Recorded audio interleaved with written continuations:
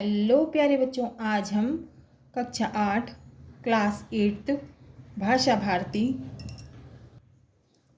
हिंदी विशिष्ट पाठ 2 आत्मविश्वास के अभ्यास प्रश्नों के उत्तर क्वेश्चन आंसर को सॉल्व करेंगे। बोध प्रश्न 1, निम्नलिखित शब्दों के अर्थ शब्दकोश से खोज कर लिखिए। दुर्भाग्य का अर्थ है बुरा भाग्य। आत्महीनता का अर्थ है मन की हीन भावना। एकाग्रता का अर्थ है तल्लीनता। क्षमता का अर्थ है योग्यता या सामर्थ्य। विश्वविख्यात का अर्थ है संसार में प्रसिद्ध।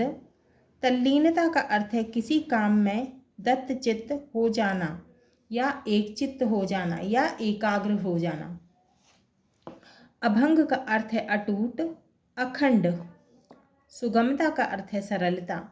दुविधा का अर्थ है असमंजस। यथापूर्व का अर्थ है पहले जैसा। अविचल का अर्थ है स्थिर। सूक्ति का अर्थ है सुभाषित या अच्छा कथन। अखंड का अर्थ है जिसके टुकड़े ना हो सकें। मरसिया का अर्थ है शोक गीत। पाठ का सारांश। जीवन में यदि सफलता प्राप्त करना है तो हमें आत्मविश्वास की आवश्यकता होती है। हमें जीवन में कदम कदम पर अनेक कठिनाइयों का सामना करना पड़ता है।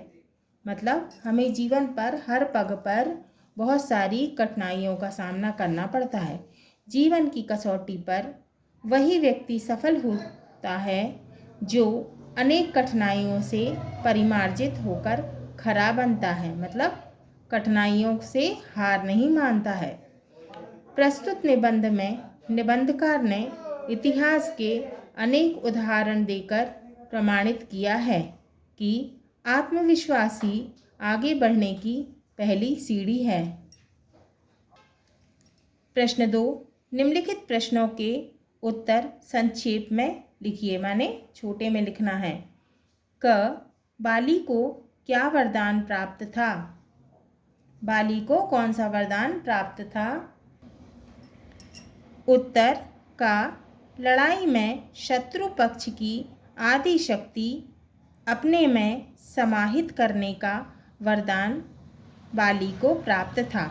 मतलब कि जब भी लड़ाई हो किसी से तो बाली के शत्रु की आधी शक्ति जो है वो बाली अपने में ले लेता था।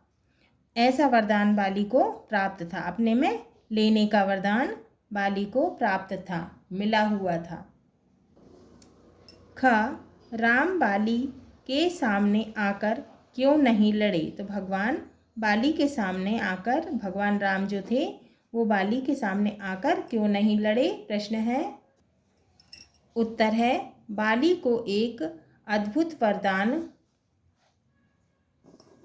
प्राप्त होने के कारण ही राम बाली के सामने आकर नहीं लड़े, क्योंकि बाली को ऐसा वरदान प्राप्त था कि वो शत्रु पक्ष की आधी शक्ति अपने में ले लेते थे। इसीलिए राम भगवान उसके सामने आकर नहीं लड़े। तो उत्तर है, बाली को एक अद्भुत वरदान प्राप्त होने के कारण ही राम बाली के सामने आकर नहीं लड़े। ग, कृष्ण ने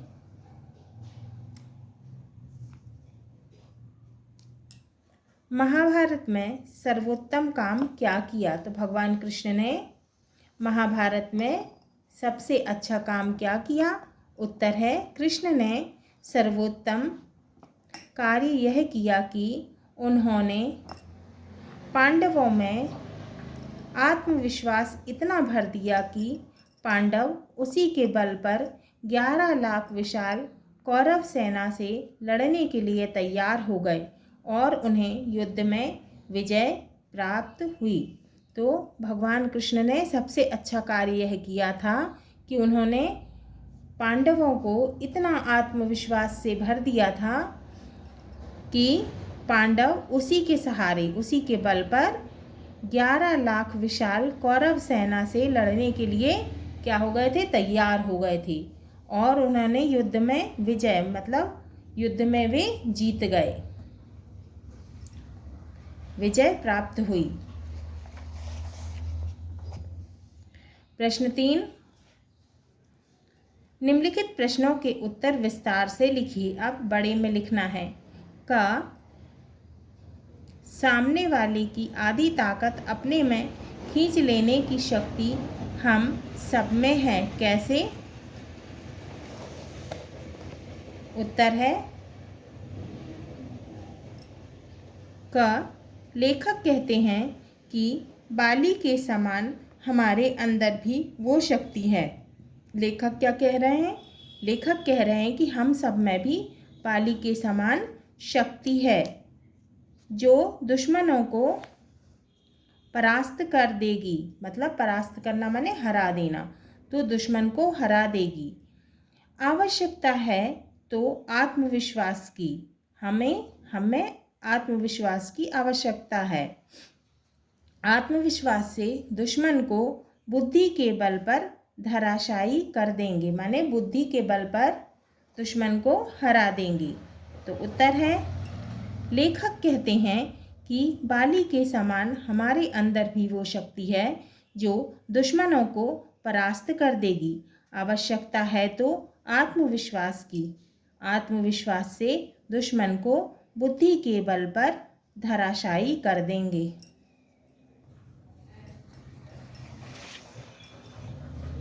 ख, लेखक ने हेलन केलर का उदाहरण देकर हमें क्या समझाना चाहा है? उत्तर, लेखक ने हेलन केलर का उदाहरण देकर समझाना चाहा है। हेलन केलर कौन थी? वे जन्म से ही अंधी और बहरी एक विचारक और लेखिका थीं जो कि विश्वविख्यात हुई, मतलब संसार भर में प्रसिद्ध हुई। अब लेखक ने हेलन केलर का उदाहरण देकर समझाना चाहा है कि व्यक्ति के अंदर आत्मविश्वास होना चाहिए। कितनी भी कठिनाइयाँ आए, प्रतिकूल परिस्थिति को अनुकूल कहकर या बनाकर सफलता प्राप्त कर सकता है। हमें अपना धैर्य व मन की शक्ति को खोना नहीं चाहिए और निराश नहीं होना चाहिए। हमें निराश नहीं होना चाहिए और अपने जो है शक्ति को खोना नहीं चाहिए कि अब क्या करें, बल्कि सारी मानसिक शक्ति लगाकर उस कार्य को करना चाहिए जिससे निश्चय ही सफलता प्राप्त होगी। तो उत्तर है, लेखक ने हेलन केलर का उदाहरण देकर समझाना चाहा है कि व्यक्ति के अंदर आत्मविश्वास होना चाहिए। कितनी भी कठिनाइयाँ आए, प्रतिकूल परिस्थिति को अनुकूल कहकर या बनाकर सफलता प्राप्त कर सकता है। हमें अपना धैर्य व मन की शक्ति को खोना नहीं चाहिए और निराश नहीं होना चाहिए कि अब क्या करें, बल्कि सारी मानसिक शक्ति लगाकर उस कार्य को करना चाहिए जिससे निश्चय ही सफलता प्राप्त होगी। ग, आत्मविश्वास के बूते पर जीवन में सब कुछ करना संभव है। किसी एक महापुरुष का उदाहरण देते हुए उक्त कथन को स्पष्ट कीजिए। मतलब आत्मविश्वास के सहारे जीवन में सब कुछ करना क्या है? संभव है। अब किसी एक महापुरुष का उदाहरण देते हुए कथन को स्पष्ट करना है, समझाना है। उत्तर है, आत्मविश्वास के धरातल पर जीवन में सब कुछ करना संभव है। व्यक्ति जीवन में विजय प्राप्त कर सकता है। विजय माने जीत, है ना। आत्मबल से ही आगे बढ़ते चले जाते हैं। इतने आगे निकल जाते हैं कि पीछे मुड़कर देखने का समय भी नहीं होता। मन में अच्छे विचारों का स्वागत करें। तो हमें क्या करना है? मन में अच्छे विचारों का स्वागत करना है। सफलता अपने आप आती चली जाएगी। मन में दृढ़ संकल्प और चुनौतियों का सामना करें, सफलता अवश्य प्राप्त होगी। हमारे सामने सुभाष चंद्र बोस का प्रत्यक्ष उदाहरण है। उन्होंने अपने दुश्मनों का विरोध करने वालों को आत्मविश्वास के शस्त्र से नष्ट कर दिया। गांधी जी ने भी अंग्रेजों की प्रत्येक चाल को अपने आत्मविश्वास से नष्ट कर भारतवर्ष को आज़ाद कराया, है ना। तो गांधी जी ने भी अंग्रेजों की सभी चालों को अपने आत्मविश्वास से नष्ट करके, ख़त्म करके, है ना, भारतवर्ष को आज़ाद कराया।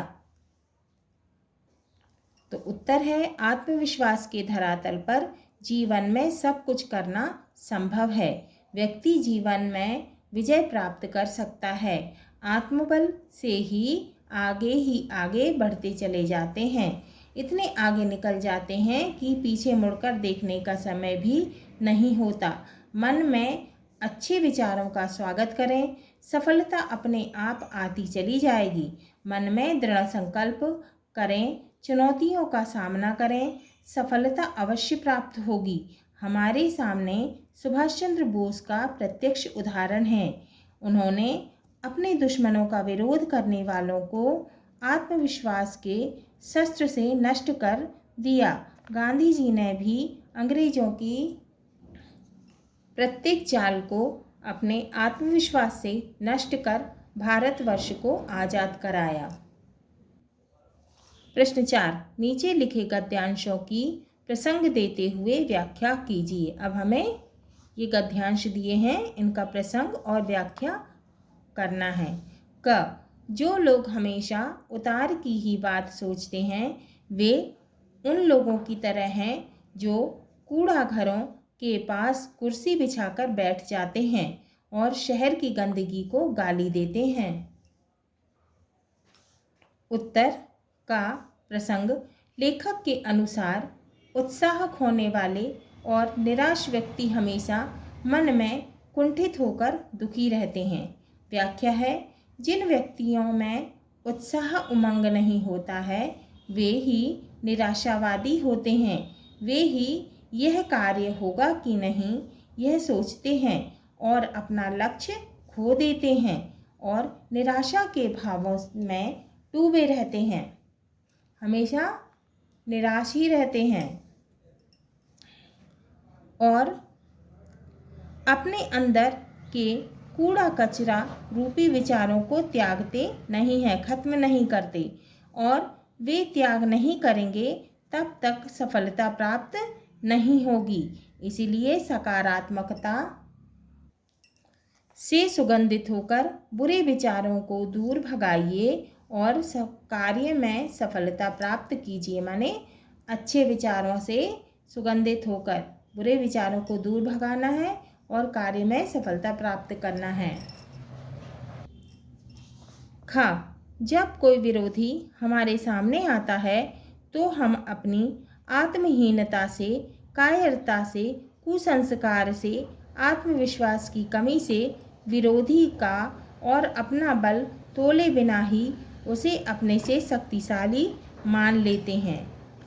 आत्महीनता माने मन से कमजोर होना। खा, प्रसंग, प्रस्तुत गद्यांश में लेखक ने बताया है कि आत्मविश्वास की कमी के कारण व्यक्ति विरोधी के सामने हार मान लेता है। व्याख्या, लेखक कहते हैं कि जब कोई हमारा विरोध करता है और अपना मत हमेशा आगे आगे रखता है तो हम हीन भावना से ग्रसित हो जाते हैं। अपने आप को क्या समझने लगते हैं? बहुत ही हीन, कमज़ोर समझने लग जाते हैं। उसी को क्या बोलते हैं? हीन भावना। तो लेखक कहते हैं कि जब कोई हमारा विरोध करता है और अपना मत हमेशा आगे आगे रखता है तो हम हीन भावना से ग्रसित हो जाते हैं कि इसका सामना कैसे करें। ऐसा इसलिए होता है कि हमारे अंदर आत्मविश्वास की कमी है और हम अपनी कार्यक्षमता क्या होता है? योग्यता खो देते हैं। विरोधी को शक्तिशाली मान लेते हैं। हम अपनी शक्ति को सही नहीं तौल पाते और अपना आत्मविश्वास खो देते हैं। प्रश्न 5, निम्नलिखित वाक्यों का भाव स्पष्ट कीजिए। का सफलता की, विजय की, उन्नति की कुंजी अविचल श्रद्धा ही है। तो सफलता की और विजय की माने जीत की और उन्नति की, कुंजी का अर्थ है चाबी, है ना। तो सफलता की, विजय की, उन्नति की कुंजी अविचल श्रद्धा ही है। तो इन वाक्यों का हमें भाव स्पष्ट करना है। का उत्तर भाव मनुष्य को अपने अंदर अपने लक्ष्य को निर्धारित कर ले, उसे जरा भी पथभ्रष्ट ना करे, तो इसी से उसे सफलता प्राप्त होगी। अतः अटूट श्रद्धा विश्वास ही सफलता की पहली सीढ़ी है। पथभ्रष्ट का अर्थ होता है रास्ते से हट जाना, है ना। खा हम अपनी सोच के कारण ही सफल असफल होते हैं, है ना। तो अब ये खा का भाव स्पष्ट करना है। ख भाव हम अपनी कमजोर मानसिक शक्ति के कारण ही असफलता का दुख भोगते हैं। यदि मन में सफलता का भाव है तो हम सफल होते रहते हैं। इसलिए सोच को सकारात्मक रखें और अपने कार्य में सफल हों। ग हम में आत्मविश्वास हो तो इससे हम विरोधी को आत्महीन कर सकते हैं, माने मन से कमज़ोर करना, है ना। आत्महीन का अर्थ होता है मन से कमज़ोर करना, और आत्मविश्वास का अर्थ खुद में स्वयं में विश्वास रखना, है ना। अब इसका भाव स्पष्ट करेंगे। आत्मविश्वास के कारण ही मनुष्य अपने उद्देश्य में सफल होता है, दुश्मनों को मानसिक शक्ति से पछाड़ देता है। इसी प्रकार ही पांडवों ने अपनी आत्मशक्ति से माने स्वयं की शक्ति से, आत्मविश्वास से कौरवों को धराशायी कर दिया। धराशायी माने हरा देना, है ना। तो आत्मविश्वास के कारण ही मनुष्य अपने उद्देश्य में सफल होता है, दुश्मनों को मानसिक शक्ति से पछाड़ देता है। इसी प्रकार ही पांडवों ने अपनी आत्मशक्ति से कौरवों को धराशायी कर दिया। भाषा अध्ययन प्रश्न 1, निम्नलिखित शब्दों का शुद्ध उच्चारण कीजिए। दुर्भाग्य, शक्तिशाली, आत्महीन, सर्वोत्तम, निश्चित, हतोत्साहियों। प्रश्न 2, जीवन में उतार भी हैं और चढ़ाव भी। इस वाक्य में उतार और चढ़ाव परस्पर विरोधी शब्द प्रयुक्त हुए हैं, माने एक दूसरे के विपरीत, उल्टे। इसी प्रकार एक ही वाक्य में निम्नलिखित शब्दों का प्रयोग कीजिए, माने कि हमें एक ही वाक्य में इनका विपरीत शब्दों का प्रयोग करना है।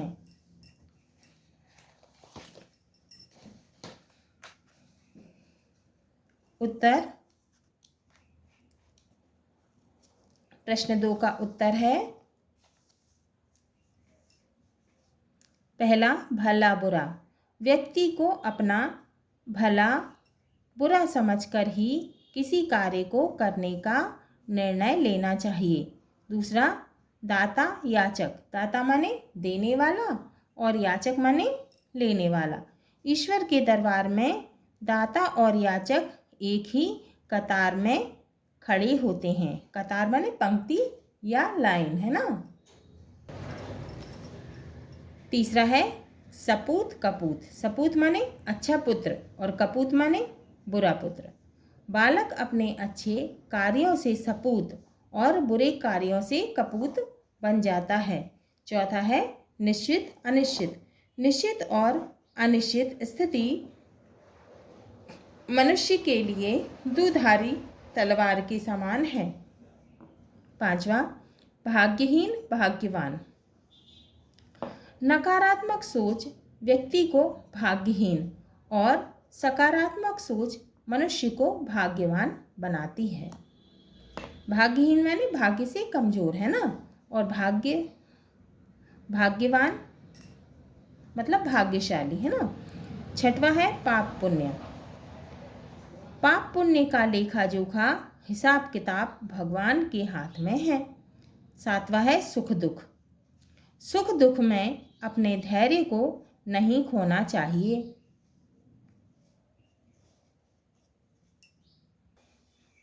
प्रश्न 3, निम्नलिखित शब्दों के स्थान पर हिंदी मानक शब्द लिखिए। ताकत, विजिटिंग कार्ड, इशारा और मरसिया।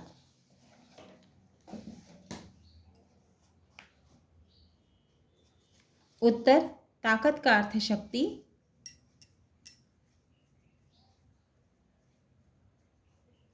हिंदी मानक शब्द शक्ति, विजिटिंग कार्ड का अर्थ है पहचान पत्र, इशारा का अर्थ है संकेत और मरसिया का अर्थ है शोक गीत। तो ये क्या है? हिंदी मानक शब्द है ना।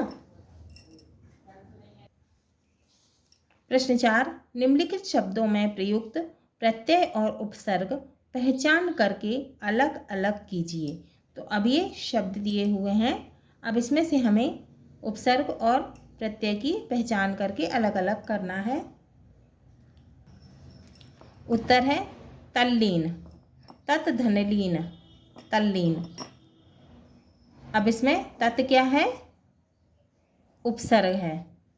दुर्भाग्य, दुर्धन भाग्य, दुर्भाग्य, इसमें दुर क्या है?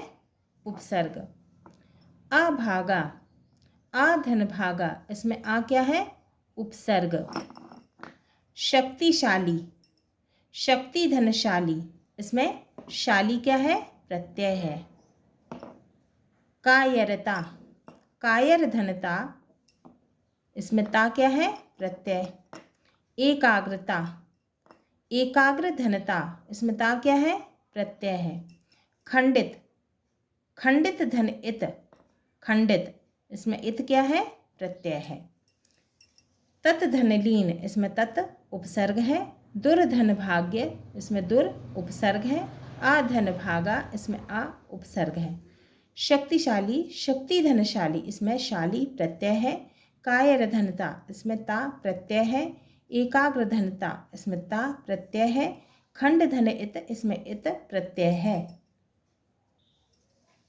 प्रश्न 5, निम्नलिखित सामसिक पदों का समास विग्रह करते हुए उनमें निहित समास पहचान कर लिखिए। तो हमको सामसिक पदों का समास विग्रह करते हुए समास पहचान कर लिखना है।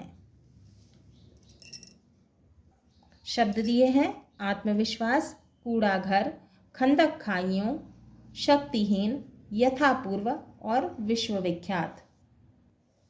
उत्तर है 5वें का। सामसिक पद, समास विग्रह, समास का नाम। पहला है आत्मविश्वास, सामसिक पद है आत्मविश्वास, समास विग्रह है आत्मा में विश्वास और समास का नाम है तत्पुरुष समास। दूसरा है कूड़ा घर, सामसिक पद क्या है? दूसरा कूड़ा घर, समास विग्रह है कूड़े का घर, समास का नाम है तत्पुरुष समास। तीसरा है सामसिक पद खंदक खाइयों, समास विग्रह है खंदक और खाइयों, समास का नाम क्या है? द्वंद्व समास। चौथा सामसिक पद है शक्तिहीन, समास विग्रह है शक्ति से हीन और समास का नाम क्या है? तत्पुरुष समास। पांचवा है यथापूर्व, यानी समास विग्रह है पूर्व की तरह और समास का नाम क्या है? अव्ययी भाव समास। इसमें यथा क्या है? अव्यय। छठवा है विश्वविख्यात, समास विग्रह है विश्व में विख्यात और समास का नाम है तत्पुरुष समास। प्रश्न 6, नीचे लिखे गद्यांश को पढ़कर प्रश्नों के उत्तर लिखिए। अब हमें ये गद्यांश दिया हुआ है, इसको पढ़कर हमें ये प्रश्न दिए हुए हैं, इनके उत्तर लिखना है। कांच के एक विशाल महल में एक भटका हुआ कुत्ता घुस गया। अब कांच के एक महल में एक भटका हुआ कुत्ता घुस गया। इस महल में वह जिधर भी देखता उधर ही उसे कुत्ते दिखाई देते। क्यों दिखाई देते थे? क्योंकि कांच लगा हुआ था, शीशा लगा हुआ था। उसने इन कुत्तों को देखकर सोचा कि ये सभी कुत्ते उस पर टूट पड़ेंगे और उसे मार डालेंगे। अपनी शान दिखाने के लिए जब उसने भौंकना शुरू किया तब उसे चारों ओर कुत्ते भौंकते सुनाई दिए। उसका दिल धड़कने लगा और वह बुरी तरह घबरा गया। वह उन कुत्तों पर झपटा। तब उसने देखा कि वे कुत्ते भी उस पर झपट रहे हैं। वह जोर जोर से भौंका, कूदा, किंतु शीघ्र ही बेहोश होकर गिर पड़ा, क्योंकि वो कैसा महल था? कांच। सभी तरफ क्या था? कांच लगे हुए थे। का उपर्युक्त गद्यांश का शीर्षक लिखिए। तो हमें इस गद्यांश का शीर्षक लिखना है। उत्तर, कांच का महल एक शीर्षक। दूसरा है मूर्ख कुत्ता या दिशाहीन कुत्ता। ख, इस गद्यांश में प्रयुक्त मुहावरे को छांटिए और अपने वाक्य में प्रयोग कीजिए। ख, प्रयुक्त मुहावरे भटका हुआ, टूट, दूसरा है टूट पड़ना, तीसरा है शान दिखाना, चौथा है दिल धड़कना, पांचवा है घबरा जाना, छठवा है झपट पड़ना। अब हम वाक्यों में प्रयोग करेंगे। पहला है भटका हुआ। रास्ते से भटका हुआ मुसाफिर बड़ी देर बाद अपने गंतव्य माने मंजिल पर पहुंचा। दूसरा है भारतीय सेना अंग्रेजों पर टूट पड़ी। तीसरा है झूठी शान दिखाने वाले को बाद में पछताना पड़ता है। चौथा, परीक्षा परिणाम घोषित होने से पहले मेरा दिल धड़कने लगा। पांचवा है शेर की दहाड़ सुनकर दिनेश घबरा गया। ग, महल में कुत्ते को अपने चारों ओर कुत्ते क्यों दिखाई दे रहे थे? उत्तर, महल शीशे कांच का बना हुआ था, इसलिए महल में कुत्ते को अपने चारों ओर अपना प्रतिबिंब दिखाई दे रहा था। घ, कुत्ते ने भौंकना क्यों शुरू किया? घ, उत्तर, जब कुत्ते को लगा कि सारे कुत्ते उस पर टूट पड़ेंगे तो उसने भी अपनी जंग लड़ना शुरू की। इंगा, उपर्युक्त गद्यांश में से साधारण वाक्य, मिश्रित वाक्य और संयुक्त वाक्य छांटकर लिखिए। उत्तर, इंगा, साधारण वाक्य। पहला, कांच के एक विशाल महल में एक भटका हुआ कुत्ता घुस गया। दूसरा, मिश्रित वाक्य, उसका दिल धड़कने लगा। तीसरा, संयुक्त वाक्य, वह जोर जोर से भौंका किंतु शीघ्र ही बेहोश होकर गिर पड़ा। हाँ तो प्यारे बच्चों, ये हमारा पाठ 2 आत्मविश्वास के प्रश्नों के उत्तर पूर्ण हुए।